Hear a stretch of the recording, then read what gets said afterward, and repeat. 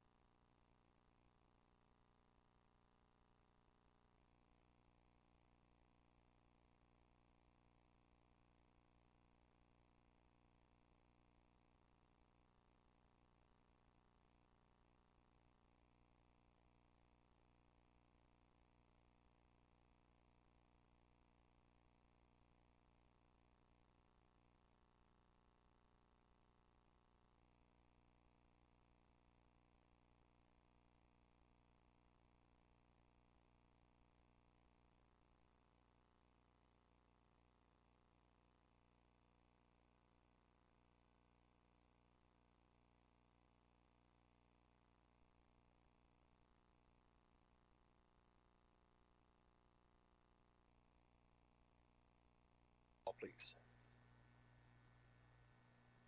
Sure. Chairman Ball? Here. Vice Chairman Dibble? Here. Commissioner Schrader? Here. Commissioner Zarkuni? Present. Commissioner Miller? Commissioner York? I'm here. This is Commissioner Miller. Sorry. Okay, gotcha. Problem. And Commissioner York chimed in, yes? Here, yes.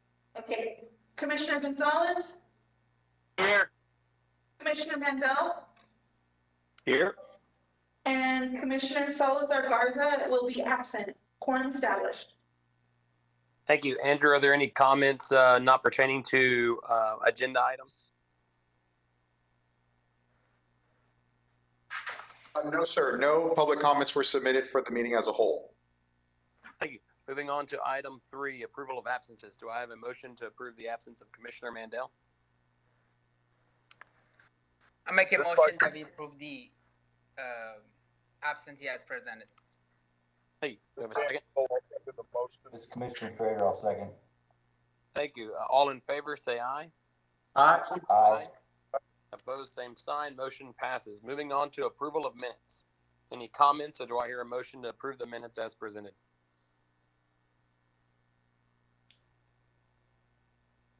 Commissioner Schrader, I'll make a motion that we approve the minutes as submitted. Thank you. Do I have a second?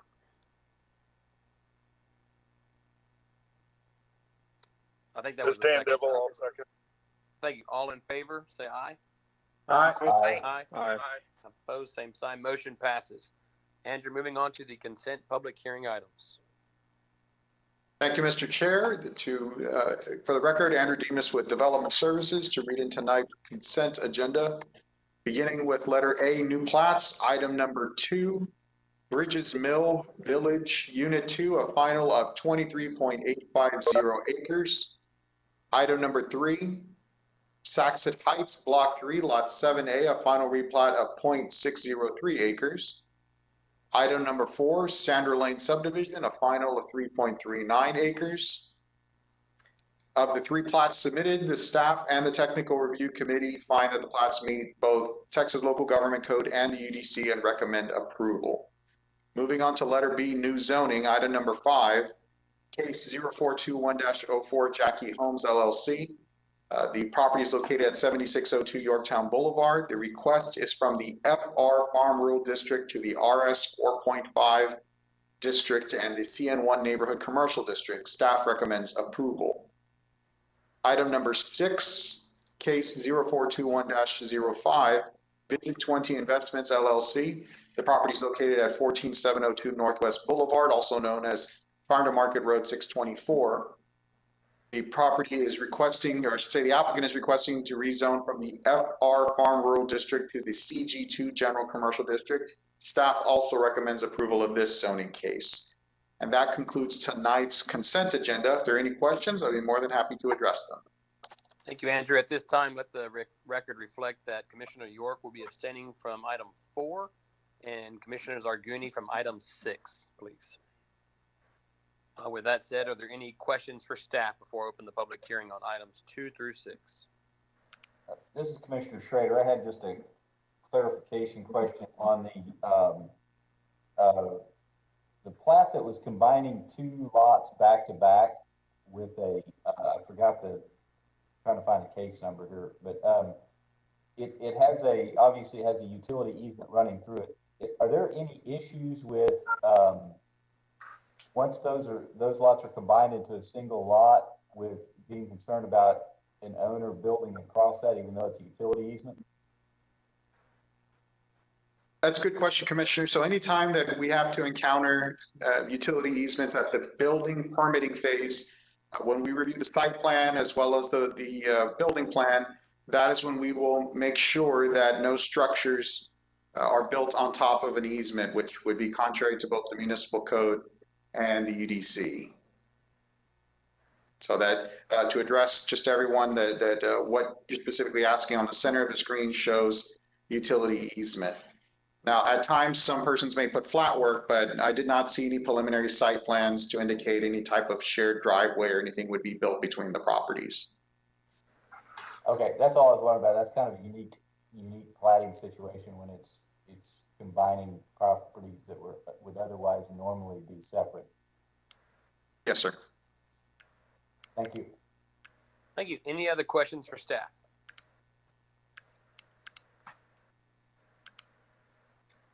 Seeing none, I will open the public hearing for any comments, Andrew.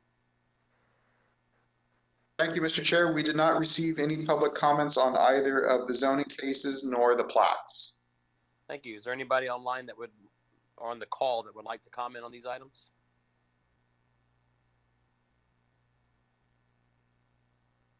Seeing none, I will close the public hearing and entertain a motion for items 2, 3, and 5 for anyone to make a motion. This is Michael York. I move we approve items 2, 3, and 5 as presented by staff. Thank you. Do I have a second? This is Sheldon Schrader. I'll second. Thank you. All in favor for items 2, 3, and 5, say aye. Aye. Aye. All opposed? Motion passes. Do I have a motion for item 4 with Commissioner York abstaining? This is Commissioner Miller. I move that we approve item 4 as presented. Thank you. Do I have a second. Thank you. All in favor, say aye. Aye. Aye. Opposed, same sign. Motion passes. Now on to item 6 with Commissioner Zarguni abstaining. Do I have a motion?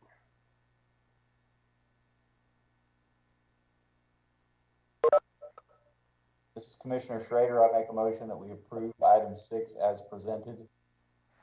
Michael York, I'll second. Thank you. All in favor, say aye. Aye. Aye. Aye. Opposed, same sign. Motion passes. Moving on to the public hearing for item 7.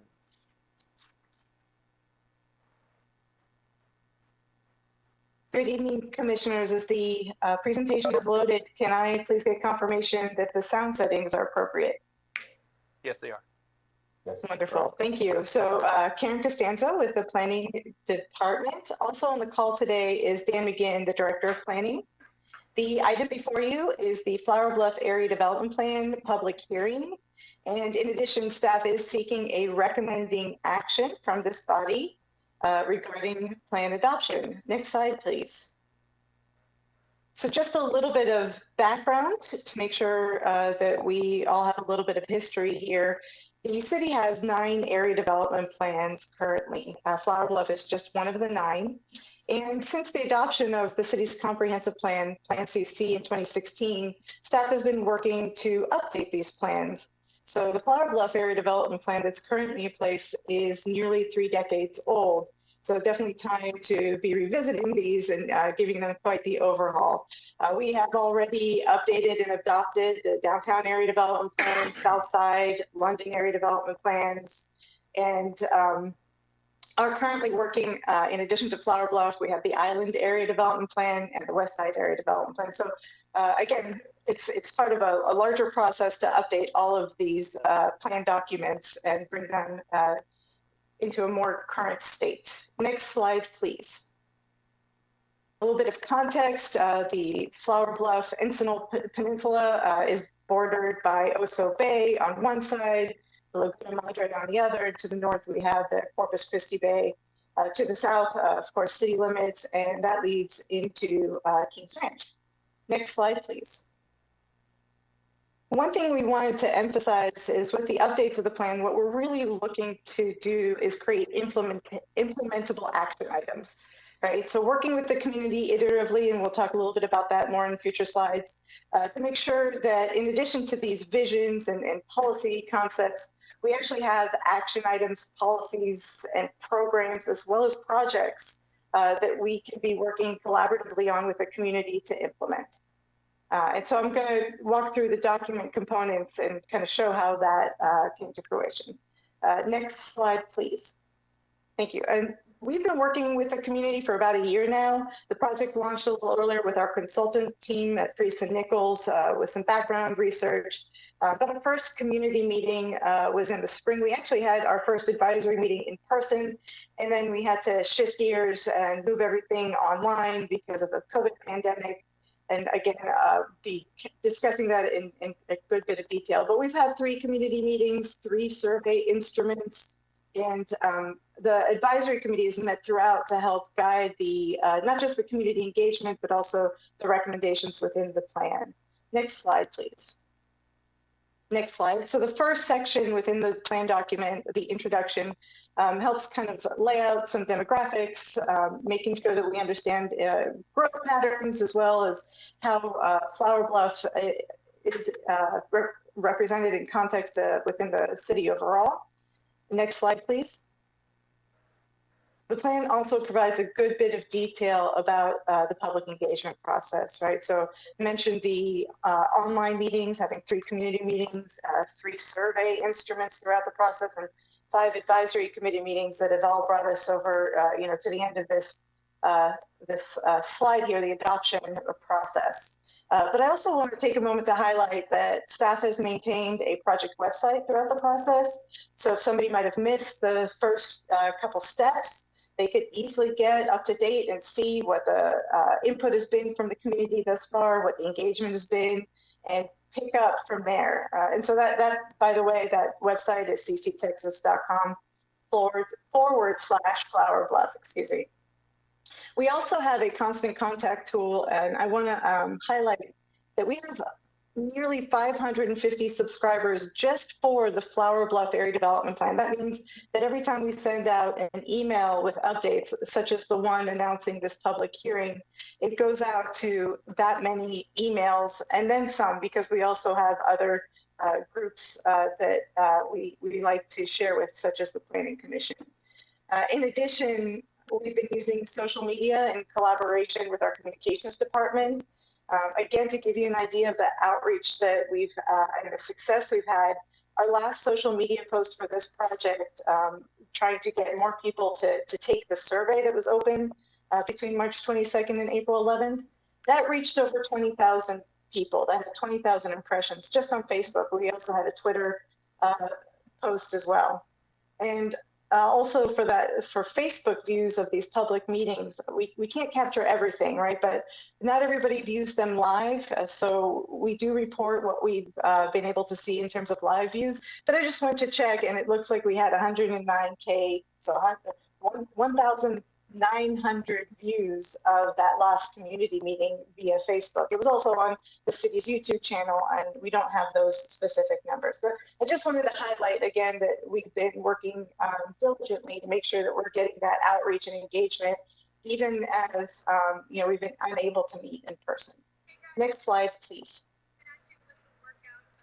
The online survey summary, that is a really good representation of how we started in this iterative public engagement process. We wanted to make sure we heard from the community first regarding issues, as well as opportunities and strengths that we can build off as part of this planning initiative. And you can see 464 total respondents. It's a really good response rate and a lot of detailed responses in the process. So it's not just quantity, but it's the quality of information that we're able to gather as part of our outreach initiative. Next slide, please. So the next section of the area development plan is the future land use map. I know that this body is very familiar with the future land use map, but I do want to make sure that we have consistent messaging for the public, because we have received quite a few questions about this. So the future land use map is not a zoning map. The categories are much broader than our zoning districts, but it helps lay out a vision for future development within the Flower Bluff area. And this is a tool that is used both by staff and the Planning Commission for their recommending action to City Council, which makes the ultimate decision or vote on any zoning application. So any zoning or rezoning still has to go through that public hearing process. The future land use map isn't changing any underlying zoning in and of itself. Next slide, please. So the next section within the ADP is the vision themes, and there are three. The first is create safe and healthy neighborhoods that keep the community strong and connected. And you can see that we included within the document the key elements and community input. Next slide, please. And how that community input led to these renderings, conceptual renderings. But here we're looking at Glen Oak, at Waldron, shop, dine, and be entertained. I would like it to be a community that shows its pride to the rest of the city and where others would like to come and enjoy an evening. Next slide, please. So here you see an image of SBID eastward towards the island, showing a vibrant commercial corridor.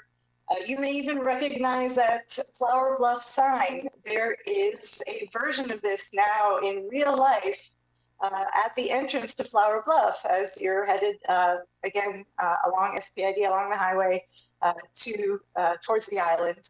And we absolutely think it's wonderful when plan not only inspires but empowers the community to take action. And so this is a really good example of how some of these plans and the actions within them can be implemented even before the plan is adopted by the city. Next slide, please. And number three, vision theme 3, protect habitat and wildlife to improve the environmental quality of the Laguna Madre and Oso Bay. Next slide, please. And again, this is a conceptual rendering, not the final design, but showing a connection from Flower Bluff westward to the south side and the Oso Wetlands Preserve and Learning Center. There's already a bike trail that along Holly that goes all the way to this old rail trestle bridge. And then it can continue onwards and connect to Flower Bluff Drive. Next slide, please. Policy initiatives and strategic actions. This is the meat and the heart of the plan document. Each of these 4 policy initiatives comes with a series of action items, and with it's 1, 2, multiple pages of action items with each of these policy initiatives. But this kind of shows how these 4 policy initiatives tie into the vision themes and help support implementing and bringing that vision that we worked with the community to build into fruition. Next slide, please. Public investment initiatives is the final section of the document, and it represents short 1 to 5 year short-term projects. Midterm projects would be in the 6 to 10 year time frame, and then longer term projects that would be beyond 10 years. Now, these are general guides and things can shift if grant funding becomes available, for example, but it kind of helps set some priorities. And you can see within each of these timeframes, short, mid, and long term, you have parks and trail programs, street improvement programs, projects, and utility infrastructure projects. And this really helps not just our departments within the city coordinate, but also interagency or other agency that we coordinate with, as well as developer investor initiatives that help them see where investments are coming within the city. Next slide, please. And we can actually move a few slides forward. There we go. And you can see again, long-term projects. It kind of, we have fewer and fewer projects as we move into the 10 years, but they're also larger in scale and scope. Next slide, please. The online open house summary you have in your packet, the full document. Just wanted to highlight a couple of items on this slide. We did have approximately over 140 respondents overall to the survey. Not everybody answered every question, but we got some really good responses, and all of the comments and detailed responses are also included in that summary. Of those respondents that answered the question, 87% were supportive or very supportive of planned adoption. And also of the top 5 ranked short-term projects, you can see the top 4 are all Parks and Trails project, right? The Oso Bay Trestle Bridge design, the hike and bike trail phase 1 that would connect the bridge to a trailhead and then onwards to Flower Bluff Drive infrastructure, and Parker Park improvements followed by the Ronowski Skate Park improvements. And in number 5 is that Glen Oak Drive reconstruction and bike mobility infrastructure as represented in that earlier slide with the rendering. Next slide, please. So with that, both staff and the Flower Bluff Area Development Plan Advisory Committee recommend plan adoption.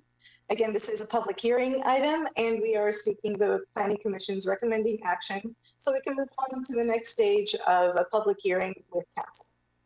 If you have any questions, I am at the ready. Thank you. Thank you. Great job on the presentation and great work on putting this together. Reads well and some really good ideas in it, so that's great. At this time, anybody on Planning Commission have any comments or questions for staff?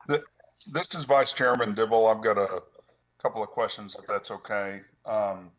One, I know you talk about zoning, that this isn't zoning, this is kind of future land use, but I'm sure there's areas in the development plan that are going to be contrary to what the existing zoning is. But tell me what kind of supersedes. Is it the zoning in play that as a property owner, I mean, we always seem like sometimes we'll get a negative staff recommendation because something's contrary to the future land use map. And I guess walk me through that process, either you or Andrew or somebody from staff. So I can answer from the planning and ADP perspective, if that will be helpful. Sure. But as stated, it is one of several tools that is used, right? And staff brings its recommendation to this body, and you're in place for that very reason, right? To weigh the various inputs and make your recommendation. And obviously, sometimes Planning Commission and staff recommendation aren't necessarily the same, but that's what we bring forward to City Council. So the future land use map, we certainly do try to make sure that we're cognizant of development patterns within the area, but it is an ever-changing environment. We do consider our plans to be living documents.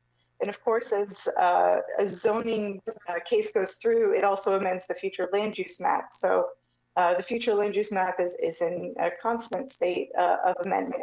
But again, this is about working with the community to help identify a general sense and a general direction, a guide for future development within, in this particular case, the Flower Bluff community. And then if there's I'm sure there was changes in the land use in this one versus the previous area development plan. Is there any kind of notification that goes out to those landowners if there are future land use changes, or is there not, because that doesn't change the zoning, or we've seen cases before where a development plan gets updated, and then there was one that I remember where the property wasn't annexed at the time of the city of Corpus, and then they didn't even know about a future land use, and we had a non-conforming property. And I guess, is there any property owner notification as part of this other than the public hearing where they're going to kind of be bound by what happens in this plan? No, and it's not, if we try to put it into numbers, it's not necessarily feasible. So for example, in Plan CC, the entire future land use map got updated. And so you do your notification rather than the same way you would a zoning, right? As part of this process, right? The public hearing process is our formal process for that type of notification. But that's also why we work so hard at the front end to get as many people within the Flower Bluff community engaged and involved and informed and informing us, right? So it's much more collaborative. And I think we did a pretty good job in that respect in this process. But just for sorry, I just want to make one comment for this topic as well, because I've been through Plan CC and its whole creation and everything else. It doesn't change any of the zoning. It's recommended for a plan because of future infrastructure, future roadways, and things that the city would bring to it. So even though it doesn't, since it doesn't change it, that's why the notification is not direct within the 200-foot area. That's right. And the underlying zoning remains in place, right? Just a quick question on the future land use. Can we either go back to the slide that had the land use, or is there a separate kind of screen? I would recommend, if it's possible, whoever's behind the curtain, there's a separate PDF document that provides a bit more of a detailed view within the folder. Is that feasible to open up?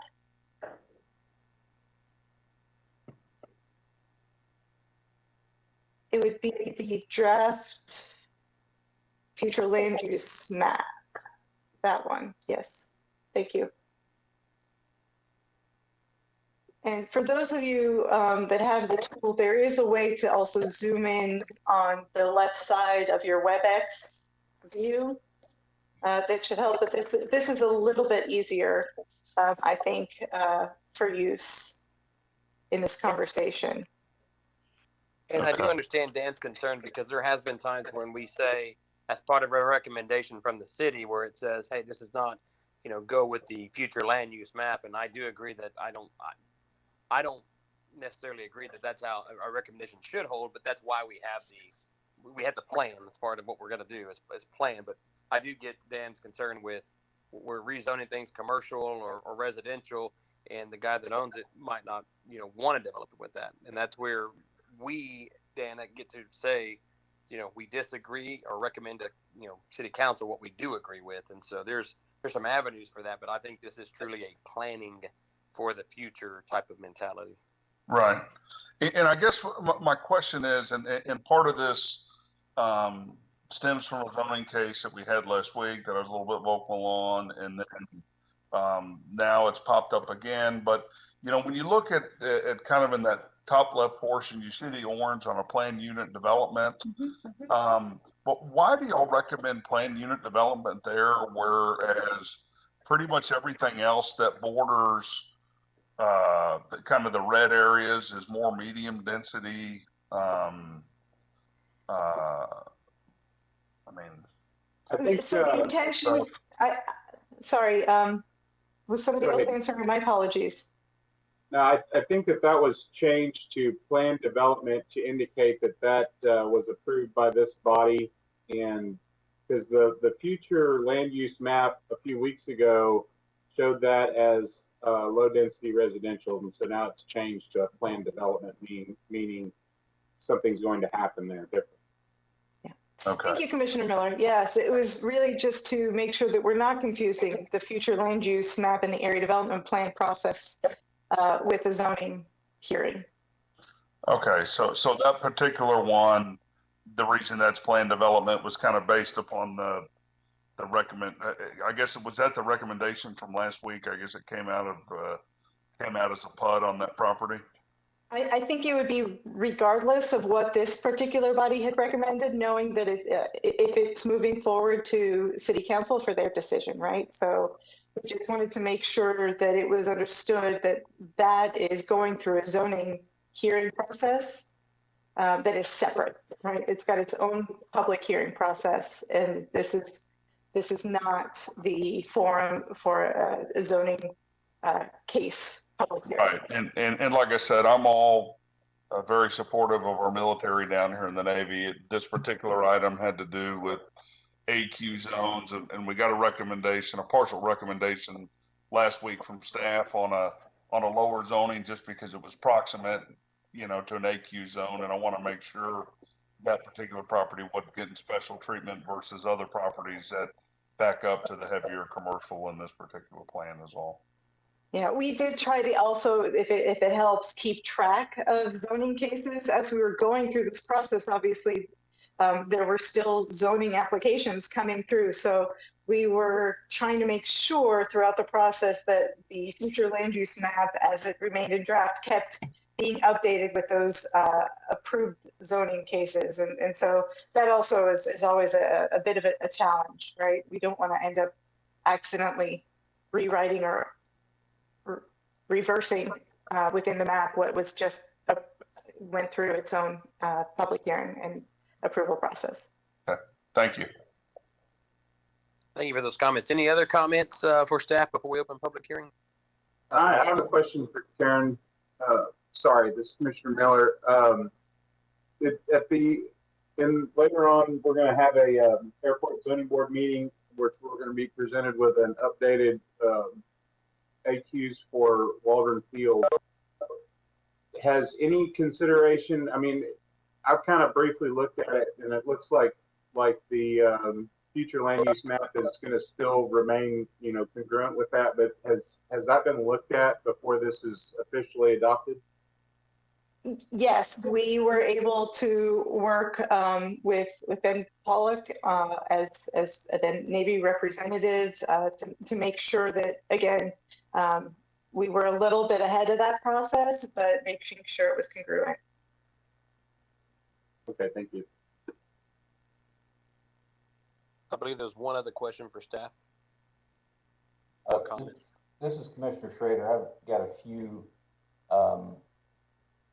comments, some of which dovetail onto what Commissioner Dibble said, but maybe these are a little bit more pointed. So when you look at this, with Mr. Pollock, and one of the issues that was really difficult for us to make a decision on at the prior meeting was that the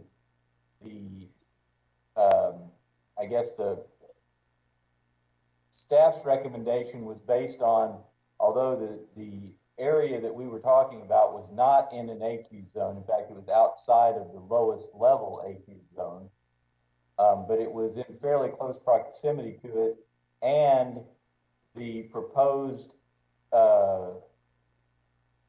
HUD was high density. And I think, if I understood correctly, that was the combination of those two was staff's reasoning for recommending not approving that. In my rationale for trying to understand that case, it would have been really helpful if there was some way or some means of the AQs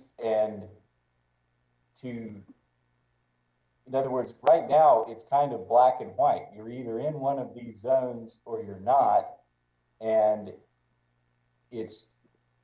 there isn't anything that attempts to adjust or consider density, and not only just residential, but density. For instance,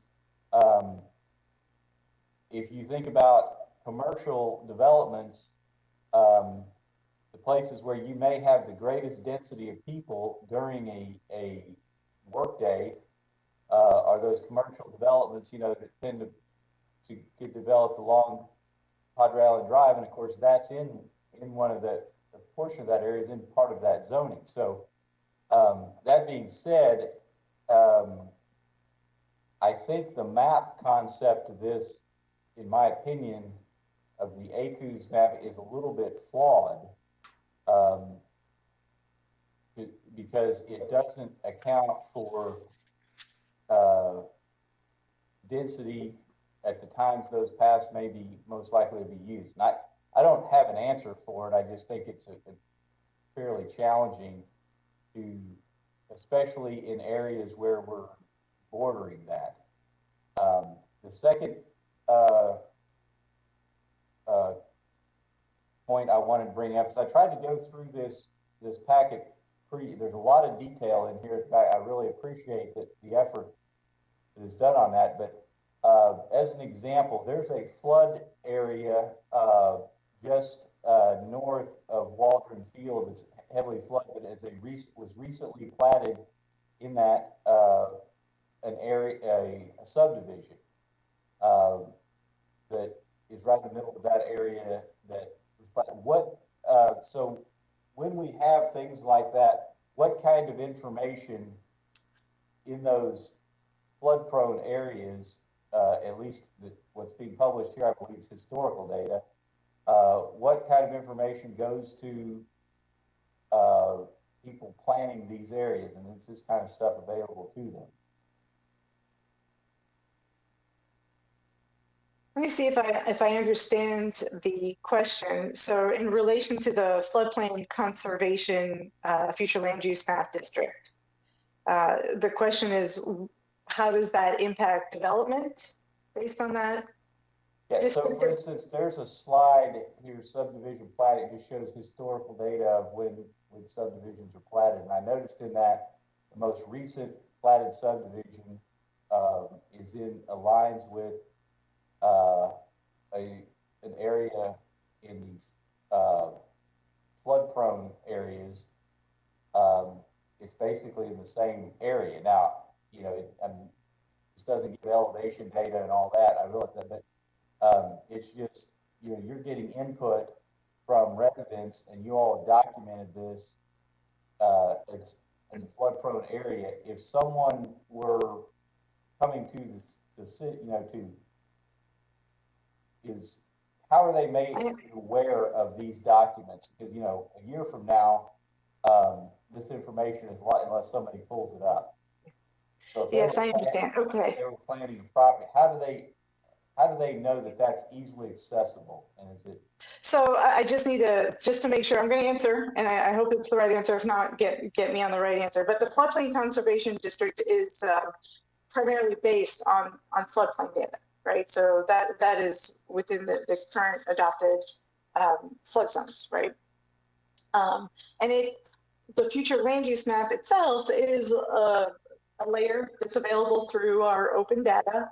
So if you were a member of the development community, even a member of the public, you can access that online through the city's open data portal.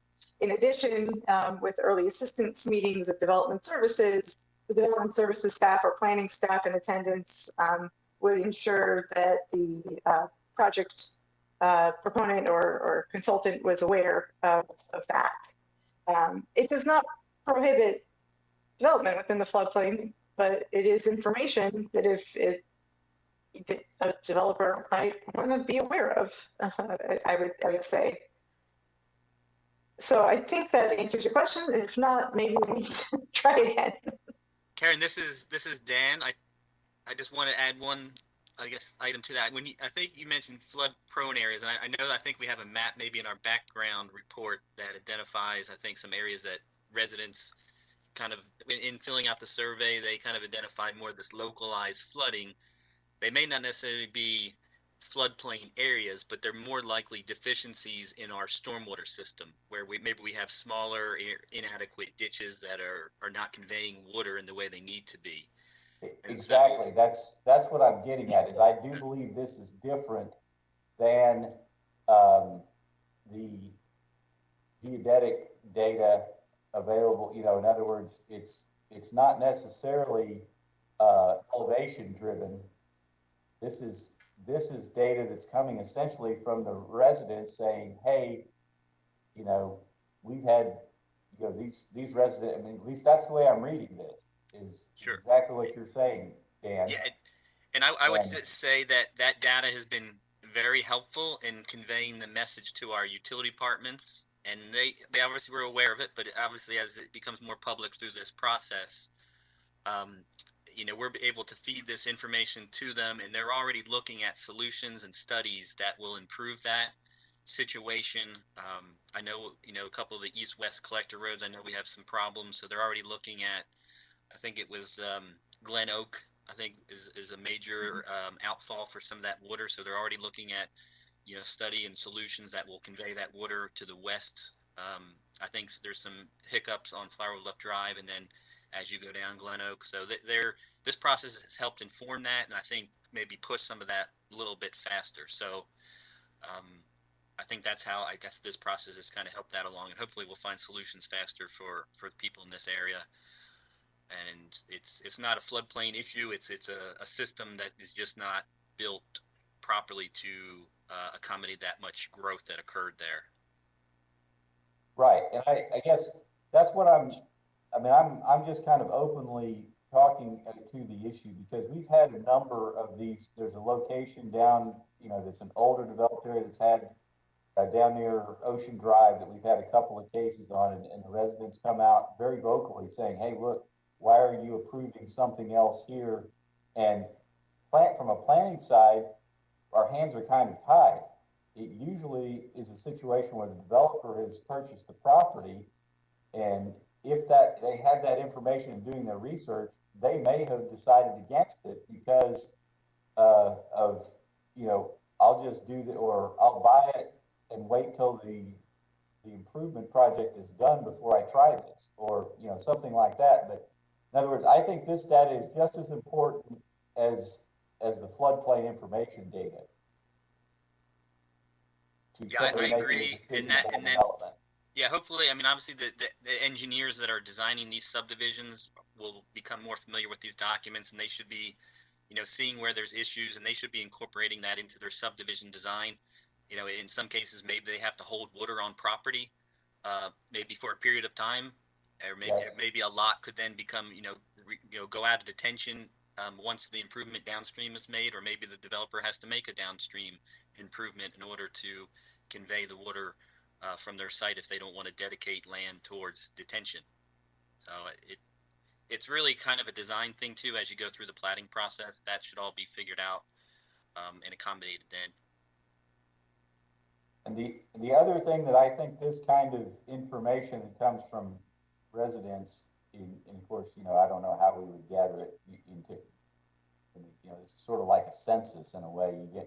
You only gather this information every 10 years or so, but you know, in the development services monthly meetings, one of the issues that's come up pretty significantly is finding ways to deal with these new fairly high density developments, you know, small lot.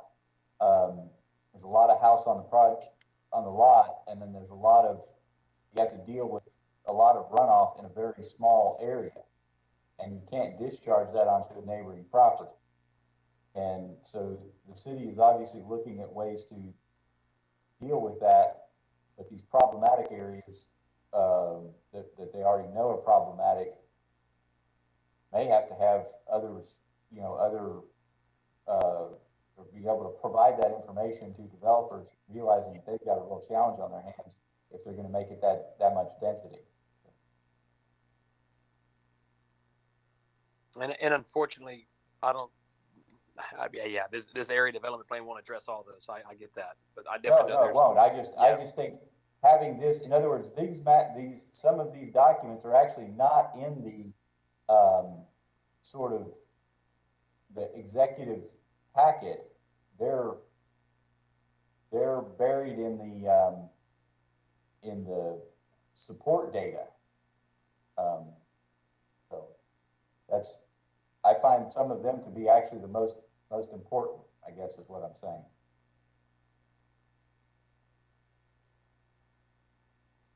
Okay, at this time, any other questions or comments for staff or anything else on that, Shelton? I don't know how for them to bring that forward past the presentation portion of it. I think it is going to be in their full package. This is just a presentation to us. So, yeah, I any don't other have an questions? answer for it. I just think it's, Yeah. if there's a way to consider, you know, as far as how it's made available, any way to make those documents more easy to find, I think it would be helpful. And I think we'll certainly have those on our planning website, and we will definitely make folks aware, especially as we're meeting with different projects in these early assistance meetings, that certainly look at the area development plan first, but then the engineers, architects, folks that are really maybe more into the design of projects will definitely get the word out that we're going to have these background documents. Realtors, there's a lot of good stuff in there for kind of real estate professionals that want to have a deeper dive into a specific area. So we'll do our best to kind of get the word out that they're available on our website, but we plan to have a background document for most projects that we do. Great, thank you, Dan. All right, at this time, are there any comments for staff before I open the public hearing? All right, at this time, I will open the public hearing for comments. Andrew, any comments from the public? No, sir. We did not in Development Services receive any comments. All right, is there anybody on the line that wishes to speak on item 7? Hearing none, I will close the public hearing and entertain a motion to approve for recommendation. This is Commissioner Schrader. I have just a couple of final comments. Karen, I think this is a very good submission, very in-depth presentation, and I appreciate all the work. Everybody would mute your phone, please. Go ahead, Shelton. Sorry. Appreciate all the work y'all put into this. I thought the backup information was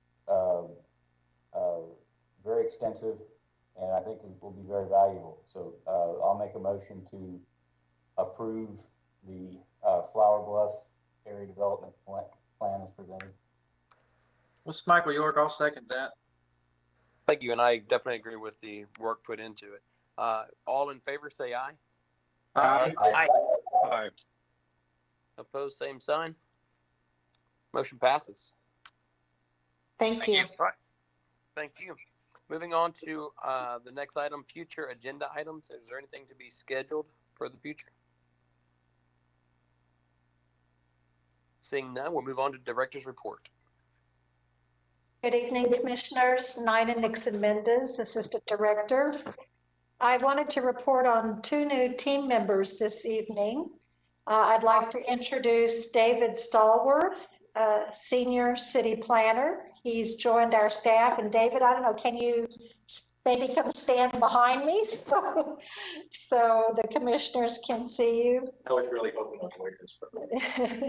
And so David has served as a professional in development services and planning in both Texas and Florida. And so he joined our staff a couple of weeks ago. He is a certified planner with the American Institute of Certified Planners, and will be working closely with Andrew in both subdivisions and zoning. And we also have Joanne Salinas, who is a management assistant and will be providing support to the Planning Commission. So again, we welcome our new team members. Great, sounds wonderful. Thank you both for being here and welcome aboard. Thank you. And that concludes the report for this evening. All right, at this time, I will adjourn the Planning Commission and convene the Airport Zoning Commission. Can I have a roll call, please? Chairman Bob? Here. Vice Chairman Dibble? Here. Commissioner Schrader? Here. Commissioner Zarguni? Commissioner Miller? Here. Commissioner York? Here. Commissioner Gonzalez? Here. Commissioner Mandel? Here. And Commissioner Salazar Garza is absent. Sorry, I'm here. I was on a meeting. Commissioner Zarguni, I'm here. Okay, gotcha. Quorum established. Thank you. Are there any public comments at this time, Andrew? No, sir, we did not receive any public comments for this AZC meeting. Thank you. Moving on for approval of absences. Do I have a motion to approve Vice Chairman Dibble's absence? I make a Mr. motion Schrader. to approve the approval absences of Vice Chairman Dibble. All right, do I have a Mr. second? Schrader, I'll second. All in favor, say aye. Aye. Aye. Motion passes. Moving on to approval of the previous minutes as presented. Any comments or questions? All right, do I have an approval for the previous minutes as presented? Michael York, I move we approve the minutes as presented. Thank you. Do I have a second? This is Commissioner Schrader, I'll second. All in favor, say aye. Aye. Aye. Motion passes. On to the briefing for the air installation compatibility use zone study.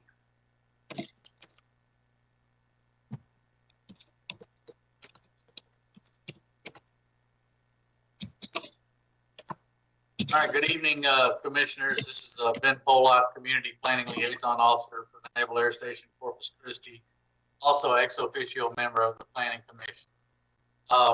Next slide, please.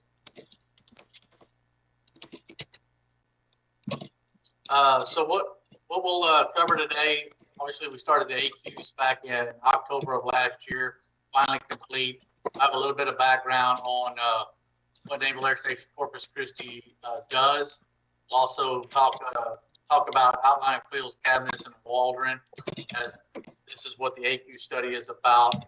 Also, what the program does as well, and then we'll get into the actual study to talk about accident potential zones as well as noise studies, and then the AQ's implementation on how the community and the Navy can work together to help put into place compatible development.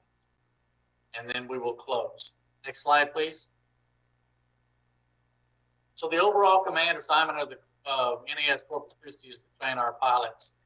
We also maintain and operate the facilities that support the operations of the aviation units and also CCAT. Our complex is actually made up of 3 outlying fields. We have the main field, which is on Flower Bluff, which we kind of saw with the Flower Bluff Area Development Plan, as well as Waldron. But we also have Cabinets, which is on the south side, and Goliad as well. So the study that you'll be seeing today and the different changes is only going to include Cabinets and Waldron. At the time, funding did not allow a AQ study to be conducted at Truex Field, so that will be done at a later date depending on funding. Next slide. So we host more than 40 tenant commands. Training Wing 4, which is the T6s and the T44, is our major command. Obviously, we have CCAT as well, but they both support the fixed-wing aircraft, the 44th Flight Cabinets, and T6's Flight Wall. Next slide. As you look at a map overview, you can tell that all 3 of the airfields here, excluding Goliad, are within the Corpus Christi city limits. Cabinets does have some area accident potential zones that goes out into the county, but for the majority, all of them are within the city limits. Next slide, please. So we're going to get into the AQs program. Next slide. So the goal of the AQs program is comes from the AQs instruction itself, OPNAV 1101.36 Charlie. The main objectives here are to protect the health, safety, and welfare of the citizens and military personnel by ensuring land use is compatible with air operation. Also, we want to try to reduce the noise impact while we're operating within the vicinity of the communities, and also look to inform the public and seek cooperative efforts in trying to be good neighbors while conducting the mission. Next slide.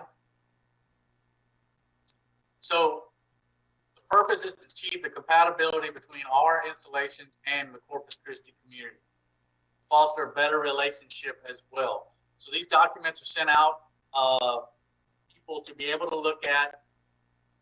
Development Services actually helps with us through the joint land use study of trying to zone accordingly. And it also helps people that are about to buy homes as well to kind of look at what we have around the installations to determine if they want to or not. And it presents an analysis of community development trends, land use tools, mission requirements as well. Next slide. So noise exposures, we identify these around the military airfields as well. Not only are we worried about, planes flying over the local community, but noise can also be a problem as well.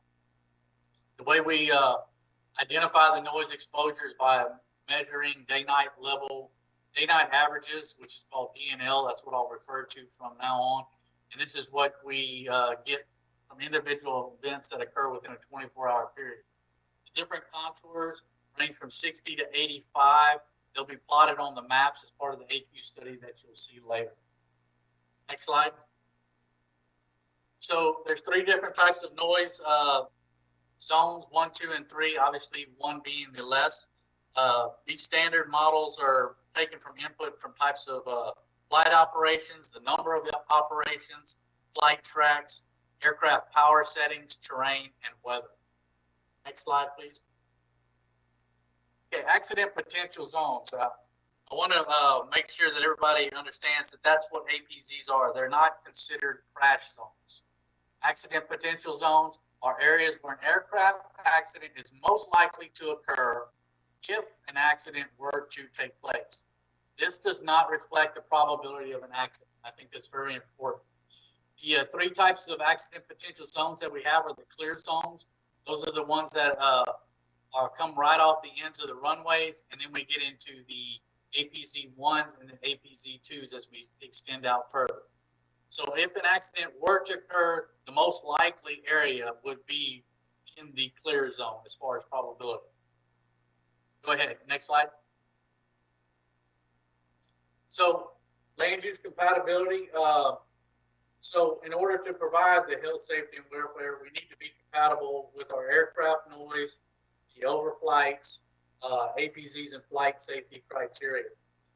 The AQ study provides recommendations for local governments to protect this as well. We are not a governing authority, so all we can do is recommend. Next slide, please. So this is where we're going to get into the AQ study and show you the different changes that have happened since the 2009 study. So once again, this is developed with in accordance with our AQ's program. The last one was 2009. This one will present the current year's noise contours and accident potential zones. And this study includes projected future ops through 2030. Normally, AQ studies are valid for right around 10 years unless we change different type of airplanes or other issues that may need us to update it earlier. Next slide, please. So the 2 we're talking about is Cabness and Waldron. Obviously, the Cabness is where the T-44 conducts its operations. 2 runways, 3113, which we call the east and west, and 1836 north and south runways. This is the area where it's the only multi-engine training airfield for the Navy in the United States. And then we have Waldron, which you saw earlier in the Flower Bluff ADP, and that supports our T6 operations to include 2 runways as well. Next slide. So this is Cabness first. You can definitely tell there are some changes to the APZs. Per the AQ's instruction, annual operation thresholds fulfilled due to field carrier landing practices or similar pattern operations, APZ-2s can extend the entire length of the flight track, resulting in a closed loop for the entire pattern. And that's what you see here for both of the runways at Cabness, and you will see that as well for Waldron.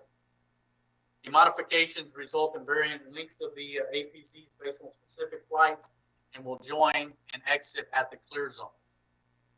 The pattern operations that are conducted here at Cabness meet this criteria, therefore that's why the loops are closed. I don't have a comparison map from the 2009, but there are some areas that have went away. If you look down towards Yorktown Boulevard, the APZs extended further out in that area. They're no longer there.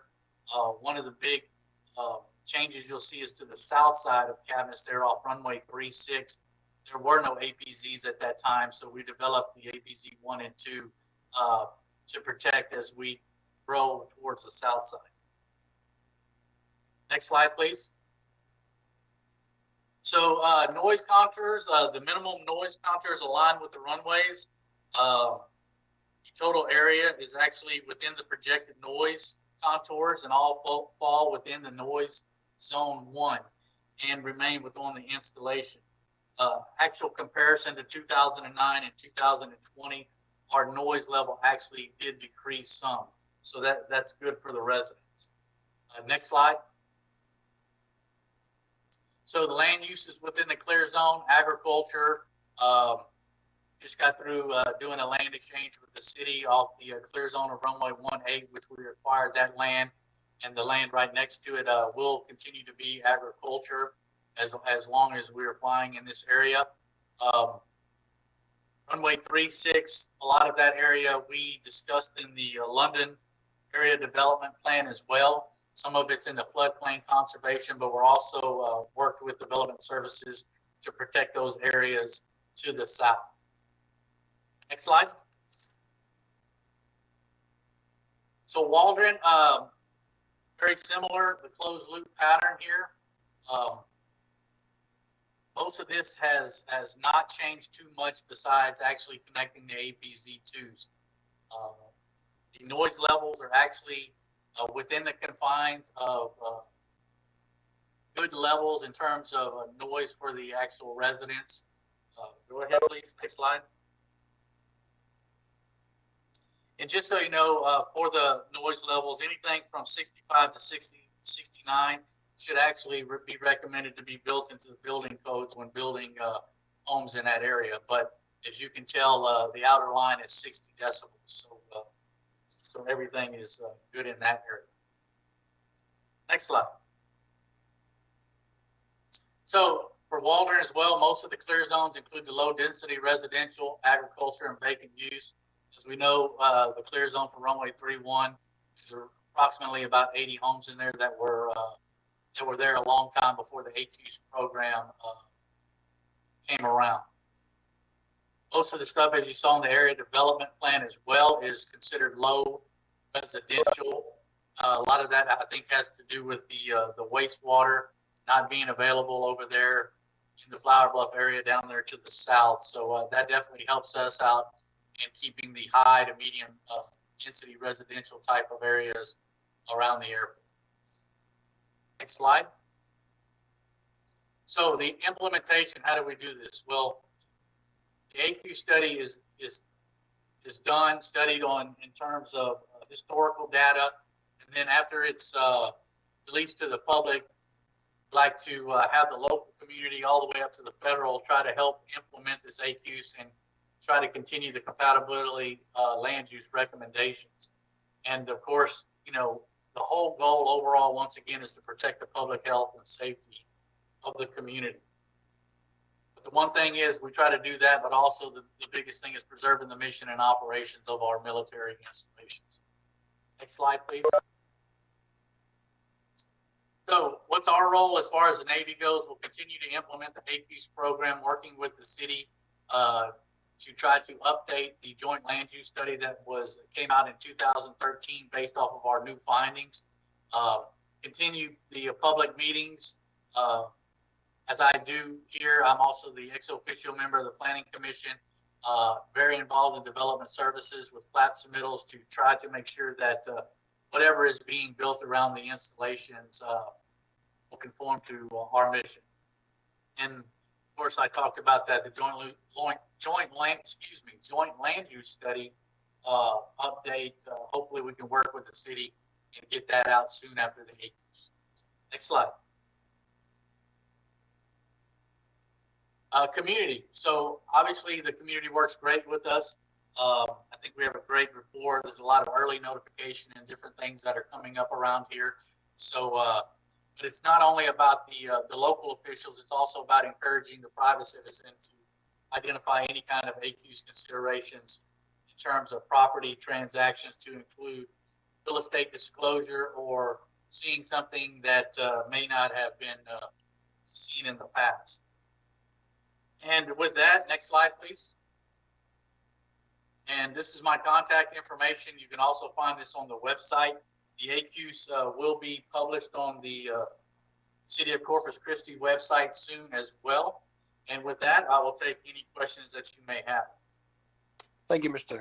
Pollock. I appreciate the presentation, and I think it came at a great time. Seeing that last meeting, we had some questions on our interpretation, I would say. So thank you for that. Any questions for staff at this time? This is Vice Chairman Dibble. Just a quick question on, we know that there's been some changes in the accident potential zones, you know, and while I haven't studied the zoning maps, I'm sure there's probably some conflict, you know, with existing zoning versus desired development within the AQs. For instance, there could be some RS6, you know, development that's in a AQ's crash 2 zone or something. How, I guess for staff, are we going to address, you know, if a developer let's just say a developer comes in and it's already zoned RS6, they want to submit a plat that's consistent with RS6, but now it's in, you know, a crash potential zone where there's a conflict. How do we resolve those issues? Commissioner Dill, Buck Bryce City Legal. So currently under the AQs, the AQs doesn't change the existing zoning. So if we adopt the new AQs and it expands, if we adopt it in the manner that is currently adopted, it wouldn't affect the underlying zoning. It's just whenever they went to a zoning change, that's when staff would utilize it as far similar to the future land use map to make a recommendation. So then as plats come in and the technical review committee reviews it, or staff makes a recommendation to the planning commission, they're not going to recommend denial of a plat because it's in an AQ zone if the property was zoned that way prior to the AQ zone in there? That's correct. Okay. Very good. Thank you. And Commissioner, that's part of the joint land use study as well. What we'll try to do, obviously, there may be some parcels out there that are zoned that we would consider incompatible development with the new AQ. So that's where we will try to work with the city and try to change some of those areas if possible. Right. As this is Andrew, as the city, we can initiate a comprehensive rezoning for some of those areas to clean up the zoning layer, especially where we do see those conflicts. That's been done in the past, so it can be done again if that's something definitely Planning Commission will see as part of that rezoning process, and then ultimately council will make the decision. Now, this is Michael York. I've got a question to Vice Chairman Dibble's point. There's a section in the UDC that talks about developments in crash potential zones, and one of them single family in particular, and it has a recommendation of limiting the density to like 1 to 2 units per acre. How does that affect? So you like he was just asking about if a plat is submitted, and I think this would apply perfectly to that. If a plat was, say, RS6, that's single family. That word recommended seems like it's there for a reason. How does that, you know, is that something that TRC and staff look at the review process, and then would they recommend that it, you know, something be denied if it doesn't have that density? Or is it just something they recommend to the developer? How does that work? So plats are very different from zoning cases. Zoning cases are all about the use. The AQs is a guideline in which we use during the staff analysis process of processing the case. When it comes to plats, unless we do a text amendment and formally adopt those rules as codified regulations, it would not stop a plat from being recorded. The underlying zoning would still allow that property owner to have that use by right. but it essentially the section of the UDC today doesn't have teeth to stop a plat from being recorded, and that's the key difference. So that recommendation is really just there if you're looking to rezone to residential, I guess? Any type of change of zoning is when, if it's in an ACUS area, that is when we look at that section of the code and see if the proposed use fits. But that is why we would use a comprehensive rezoning, essentially to, I wouldn't say correct, but to update the zoning layer as it stands today to a district that is compatible with what those naval guidelines recommends. Now, plats, again, it's a separate issue. So we always have to be very cautious, and planning commissioners have to be extremely cautious on if they choose to deny a plat, on what grounds and what basis it's being denied upon. Because again, this is not a quote unquote codified regulation. It is just a recommendation and a set of guidelines. Okay, I think I'm understanding that. So then really that recommendation of the 1 to 2 units per acre is more if somebody is going to rezone to residential, that would be something recommended as a, I guess, a constraint on that zoning. So they could still rezone to RS6, but they would have a condition, I guess. Is that correct? For a rezoning, as we would go through the process and creating the staff report, we would mention that this, this area exists in APZ1, APZ2, what have you, and make a staff recommendation based on that. Okay. Andrew, this Vice Chairman Dibble, just another question. When the last AQs came out, did the city go back and kind of do that blanket zoning change to be consistent with that AQs, or do y'all kind of look at how much land is really affected and see if it's worth it, or what happened last time, and what do you anticipate happening this time? So the last time, the only major change that I could think of, we created the RS15 district, which is the 15,000 square foot lots. And it was implemented in an area, those of you know Flower Bluff, there's areas called Skipper Lane, Valerie Drive. Those streets, there was a neighborhood-wide rezoning, and that district, it was changed to force, I shouldn't say to force, but to reduce the amount of density because there was a large amount of vacant lots, and those lots could be combined to still allow housing to be built, but with fewer rooftops. That was the only quote-unquote large-scale rezoning. Of course, as cases have come in throughout the Bluff, we look at them on a case-by-case basis to see how they fit in the puzzle that is ACUS. Okay, and then if there was some kind of blanket rezoning effort by the city, would all the affected landowners who, own property where there was going to be a change, y'all publicly notify them and kind of put them on notice if those changes were to be pursued? Oh, absolutely. By statute, we have to notice any property owner that the zoning is changing, especially if it's city initiated. Okay, thank you. Thank you. Any other questions for staff? This is Commissioner Schrader. I'm pretty sure I have a pretty clear understanding of the recommendations and things when it applies to property that is in one of these areas. What I'm still concerned about or struggling with a sort of method for dealing with are these ones that are near but outside, like we dealt with 2 weeks ago. And I guess I'd like to look at the slide if possible. Mr. Pollock, if you could have the cabinet slide with at the end of that one would work. So at the end of runway 31, I believe you said that area had changed, and that area, there's a kind of a piece of triangular farm property between Weber and Yorktown there that's undeveloped, that is not in the zone. And I believe you said previously some of that area may have been in the previous zone. Is that correct?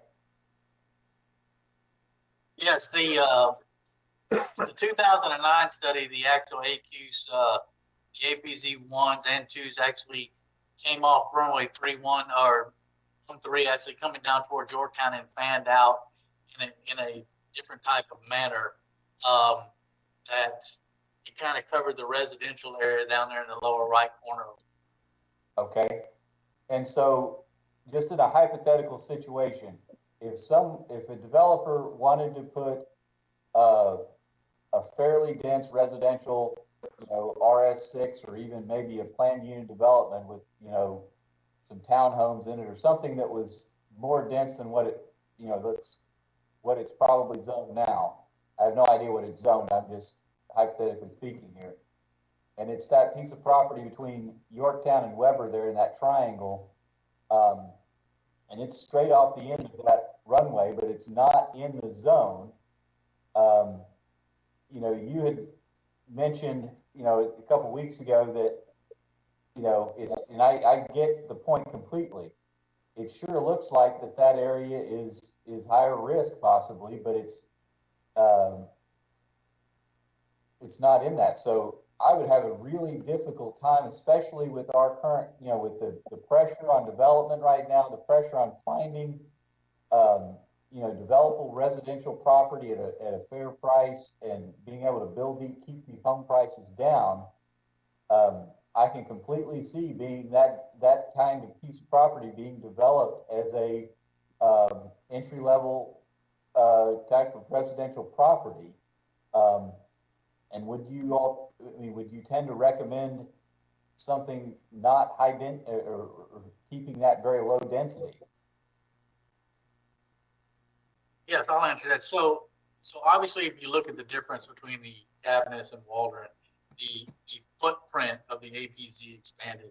And if you go back 2 weeks ago and kind of talk about the close proximity of the property located behind the Walmart there, and even though there are areas that are not at this certain point under the APZ overlays, if they are within close proximity, that is definitely something that we are going to look at, and depending on what might be built, provide a recommendation for or against, because of the fact that from 2009 to 2020 AQs, our footprint did expand in these areas.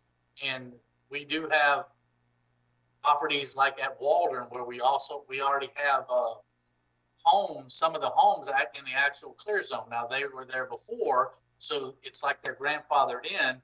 But what we don't want to happen is that, we have incompatible development around the air installations.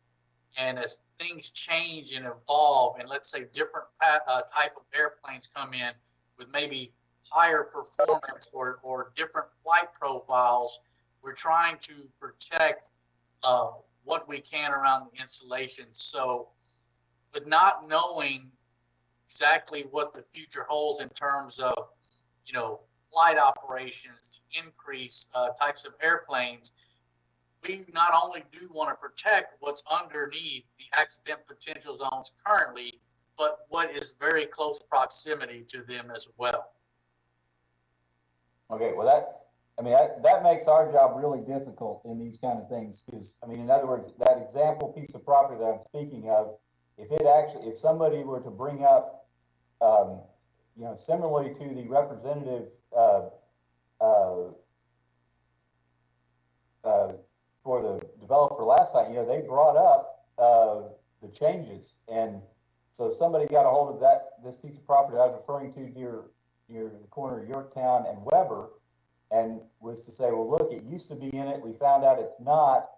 That's why we want to build here, because it's no longer in that zone, and we want this changed to a higher density than it's currently zoned for.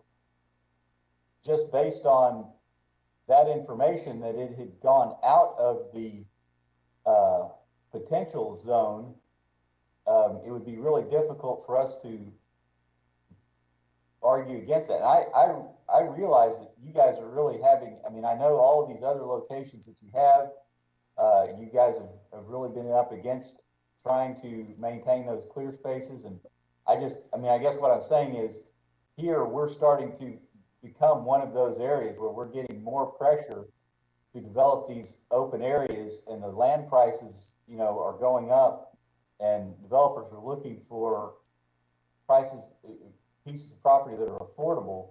And do you think there's any chance in future that they might do this in a different way that could, that could be sort of graded? I don't really know the answer, because right now it has a tendency to invite a black and white, it's either in or it's out.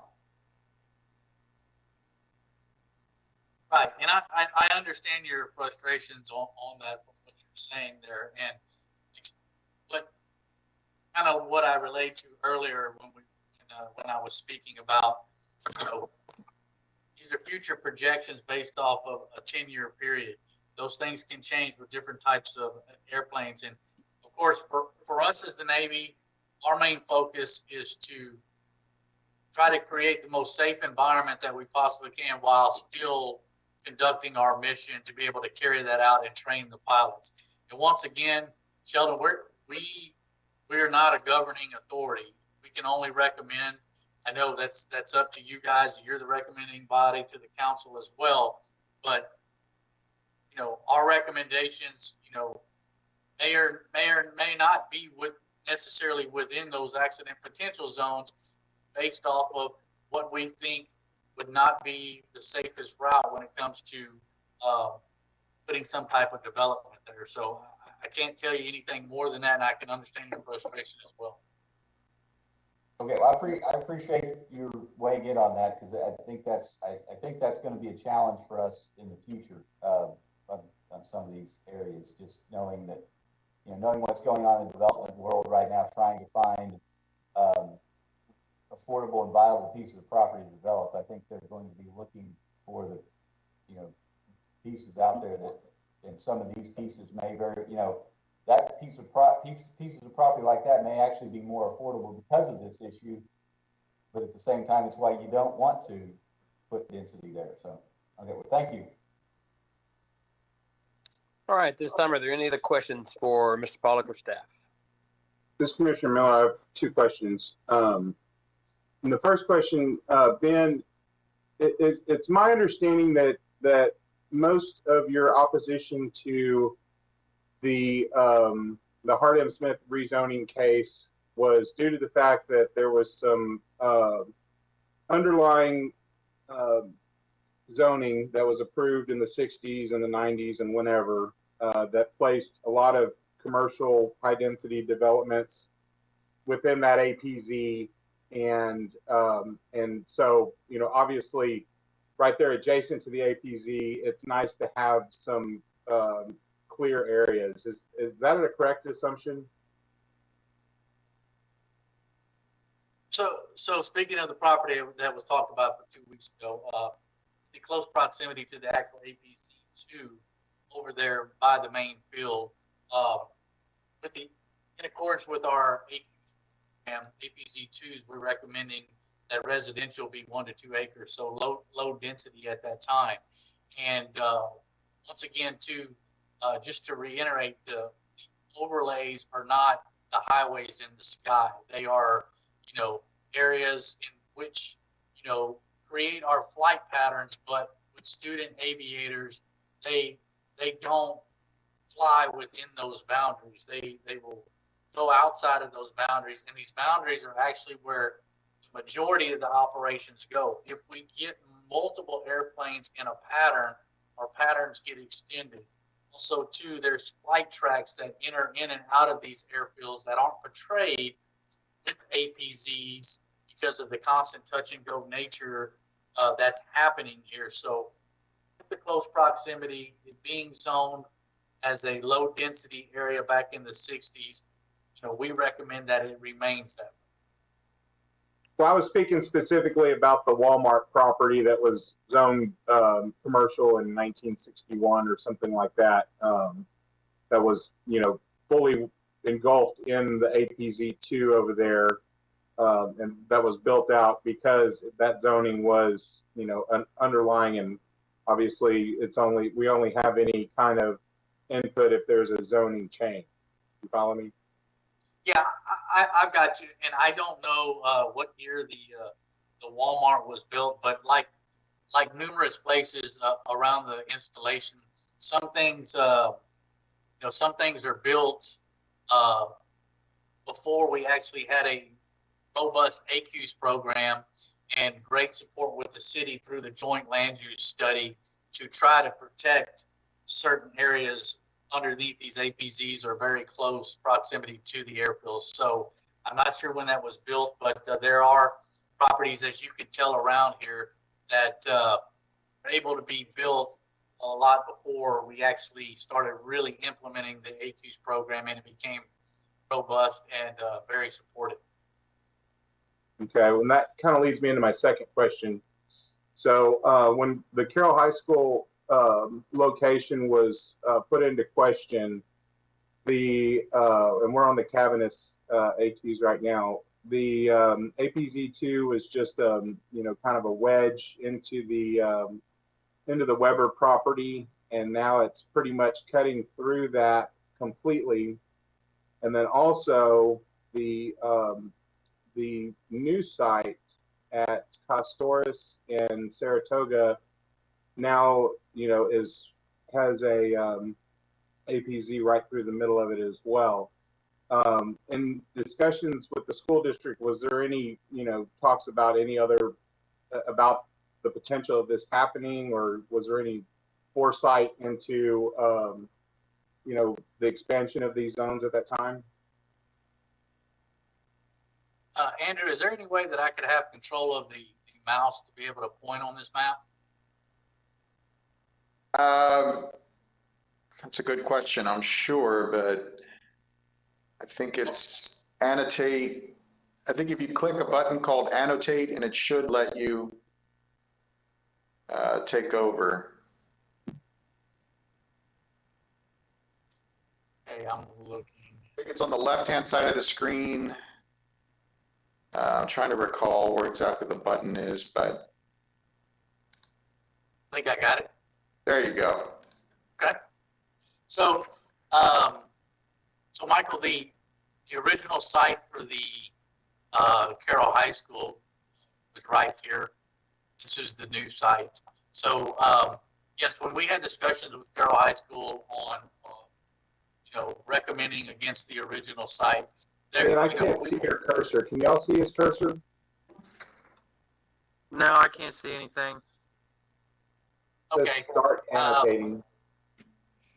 Yeah, I don't know why it's not working. But anyway, so I'll just go ahead and go without it. I think you guys will understand where I'm talking about. So the original site, when we sat down with Corpus Christi ISD to talk about this, there were the closed loops obviously weren't there at the time. We recommended, that the school not be built there in the beginning. So we actually sat down and we talked about different areas. We had actually discussed a little north of the site that is currently being built on right now, due to power lines and the drainage, it just wasn't feasible. So the area where it's currently located right now does fall under the accident potential zone too. But what I would like to point out is that number one, when you're talking about aviation and flying, there's always a risk, but we have procedures in place to try to mitigate these risks to the lowest possible level. And I can tell you that where the new Carroll site is right now, if an aircraft is to fly over that on the what we call the downwind leg, the aircraft is level in flight and at 800 feet, traveling to the runway. Whereas opposed to where the original site was, the aircraft it's abeam the runway, and once it gets abeam the runway, it starts a descent, which is descending anywhere from 600 to 800 feet per minute, and slows from 120 knots to 110 and so forth. So within the cockpit of the aircraft, the pilot is doing a lot more in terms of handling that aircraft as they descend towards that runway to do their touch and go operations. Vice being in a downwind, wings level, steady flying at 800 feet. Also, I'd like to point out as well, if you look at the closed loop for runway 13, 3-1. That's where the original site was in the closed loop. Now it's in the closed loop downwind of runway 1836. Runway 31 and 13 is our highest use runway out there. So 63% of the time, the pilots are using either runway 13 or 31 and would be going over the top of that spool constantly, compared to the runway 1836, which is 37% of the time. So there are mitigation strategies in place for this. Once again, can you dissolve the risk when you're flying airplanes around populated or any areas out there? No, you can't. But we try to mitigate them as much as possible to be able to accept a certain level of risk. But that site was approved and blessed by you guys, correct? When we sat down with CCISD, that site was originally proposed. We requested the site just north. They weren't able to do it, so yes, we did see where they were located and going to build this site, which they're currently building right now. Okay. But now that you know what you know now with the new AQs, let's say that we had this development tool available to us in its updated form, a year ago or whatever it was. I mean, would the Navy have supported that location? Say that one more time, please. I'm just saying, like, let's say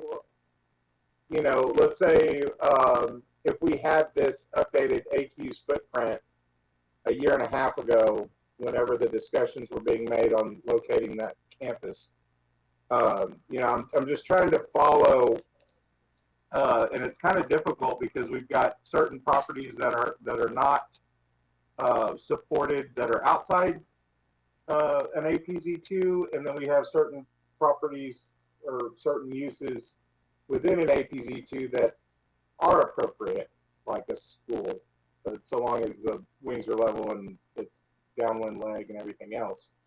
So my question was, had you have had these maps in their current form, in their updated form, would you support the same decision that you supported before? Yeah, I see what you're saying, Michael, and I obviously, when we sat down with Corpus Christi ISD, determining a different location to try to minimize the risk. Yeah, I think that we proposed a alternative site, and CCISD was able to work with us and try to make a better site to mitigate any as much risk as possible within this area. Obviously, it's kind of a hypothetical question. What you're really asking me is to come out and say that if I had this and I did, would things be different? I think a lot of things would be different. If I had these maps, back in 2009, where we knew that the closed loop pattern, I think the development around all of these airfields would probably drastically change. Yeah. Okay. Yeah, it's just unfortunate that we're, faced with these different decisions, and everything is on a case-by-case basis, and information is changing, every 10 years, or what's the goal? It is. It's every 10 years, and all we can do is recommend, and all he can do is recommend. And I think that's his point is they look at the safety part of it. They look at the, what is the best use for it. They recommend it to us, and then we make a decision and recommend it to council. Just last week, we went against the recommendation and recommended something different, or 2 weeks ago rather. But I think it's just all, there's a handful of people that are looking at these, making the decisions, and then it goes on to council to make a final decision. So I don't think any of it's perfect. I think development's great, and I think the Navy does wonderful here, and I think it's all a coordinated effort to try and make it work. So,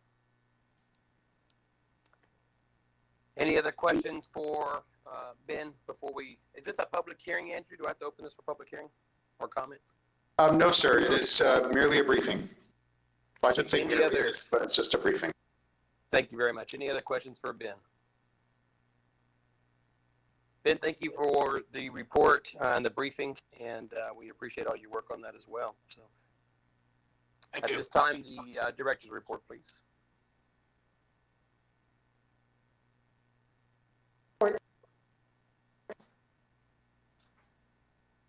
Is there a director's report for airport zoning? No, sir, there's no report this evening. Okay, thank you. Anything to be scheduled for the future? Seeing none, we are adjourned. Thank you all and have a great night.